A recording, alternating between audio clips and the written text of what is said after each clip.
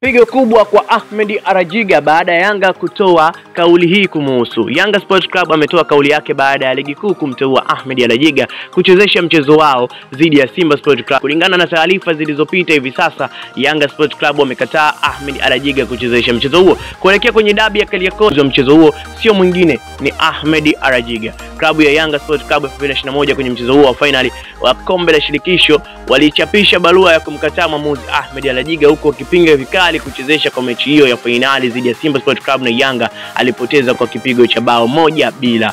Uongozi wa Yanga Sports Club umeshtushwa na chaguo la mwamuzi Ahmed Arajiga kwa ajili ya kuchezesha mchezo wa finali ya kombe la shirikisho utakaofanyika Kigoma Jumapili tarehe 25 mwezi wa 7 mwaka 2021.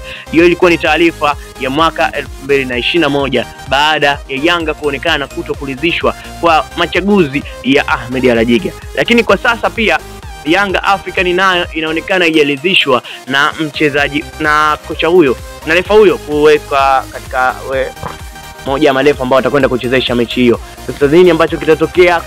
Je, bodi ya ligi itamfuta Arajiga au itaendelea vile vile na matokeo yatakuwa kama vile ilivyokuwa kwenye shirikisho la mwaka 2021 tarehe 25? Ilikuwa hivyo hivyo. Yanga walikataa na mwisho wa siku akapigwa kibao kimoja na Simba Sports Club, na Tadeo Luanga ndio ambaye aliingia kambani.